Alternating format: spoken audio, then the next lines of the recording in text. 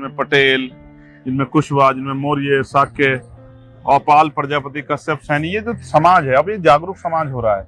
ये नेता पे नहीं, विचारधारा के साथ बुद्ध, कबीर, नानक, सदगुरु रविदास, भगवान वाल्मीकि, इनके जो महापुरुष हैं, ज्योतिबा फूले, साहू जी महाराज, डॉक्टर अम्बेडकर, मामला राम सुवर्मा, बाबू जगदेव प्रसाद, कुशवाहा, जन्ना कपूर, ये जो महापुरुष हैं, संत राम भी, प्रजापति, बाबू शिवदास चौधरी, इनकी विचारधारा के साथ खड़ा हो रहा है, उसी का इंटैक्ट है।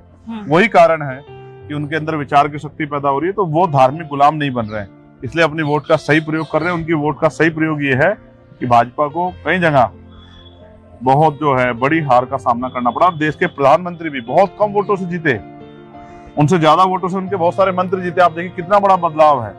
तो धार्मिक स्थलों से भी इस बार काम नहीं चला और जनता ने अपने मुद्दों पे वोट दिया। बेरोजगारी, महंगाई, जातिगत जनगणना, आरक्षण, तमाम जो बुनियादी चीजें उन पर वोट किया। और इसका परिणाम है कि इस बार जो है देश के प्रधानमंत्री जब शपथ लेने आए, उससे पहले जब पार्लियामेंट में अपने लोगों से बात करें तो भारतीय संविधान को नमन करते नजर आए। तो क्या एक मंडल 2.0 या नया मंडल बनता दिख रहा है? और अगर दिख रहा है तो एक नेशनल लेवल पे उसका नेतृत्व आपको क्या लगता है कि कहां से आएगा? जनता ही नेतृत्व कर रही है, विपक्ष नहीं। जनता ही नेतृत्व कर रही है। जनता ने मुझे वोट दिया, जनता ने उन्हें वोट दिया। जनता ही विपक्ष है और जनता जब विपक्ष होती है, बहुत पुराने इतिहास में भारत में गवाह है कि बड़ी बड़ी सरकारें गिरी। ये सरकार भी उसके करीब थी। अगर अलायंस थोड़ी सी अकलमंदी दिखा देता, हमने अपनी जिम्मेदारी अदा की, लेकिन अगर वो भी अपनी जिम्मेदारी अदा करता और हमारे रास्ते न रोकता तो परिणाम कुछ और होते। अलायंस 300 सीटें जीत के जाता और भाजपा जो है वो 200 से नीचे सीटों में रह जाती, सिमट जाती भाजपा लाइन। एक समय था जब कांशीराम के पीछे पूरा दलित समाज एक साथ में आया था। उसके बाद हमने देखा कि एक नेशनल लेवल पे जो लीडरशिप आई वो मायावती की तरफ से आई।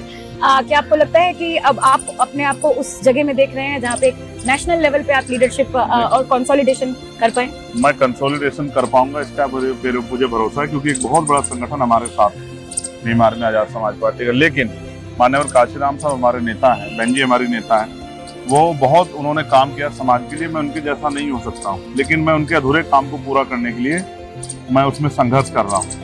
और मैं समझता हूँ कि इसमें हम लोग सफल भी हो जाएं, क्योंकि आने वाला जो समय है, समाज समझदार हो गया है। आप इसका उदाहरण इस लीजिए कि बहुत बड़ा वोट जो है मुझे कर्मचारियों का भी मिला है, और कर्मचारियों से जो वार्ताएं मैंने की है देश भर में, उसका फायदा मुझे मिला है। उन्होंने मेरी बात को और वर्तमान के हालात को समझ के अलायंस को वोट किया है। ये एक बहुत बड़ी उपलब्धि है। जब पढ़ा लिखा समाज किसी रास्ते पे चल पड़ता है तो उससे नए अवसर पैदा हो जाते हैं। ये नए अवसर उसी तरह हम लोग देख रहे हैं और मेरा भरोसा आने वाले कल में बढ़ेगा, कम नहीं होगा।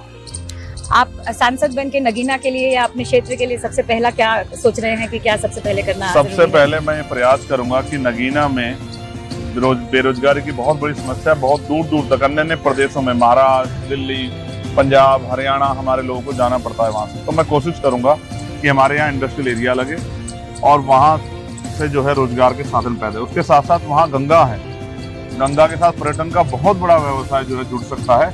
तो मैं कोशिश करूंगा कि उस पर भी जो है सरकार का ध्यान आकर्षित करूं कि वहाँ के लोगों को रोजगार मिलने में आसानी हो। दूसरी बात, वहाँ एक भी हायर सेंटर नहीं। मैं कोशिश करूंगा कि एम्स जैसे हॉस्पिटल मेरे लोकसभा क्षेत्र में मिले, बने और हमारी क्षेत्र की जनता को जो है बीमार होने पे, परेशानी होने पे हायर सेंटर का लाभ मिल सके। बहुत लोगों की जान जाती है। वहाँ बाढ़ की समस्या है,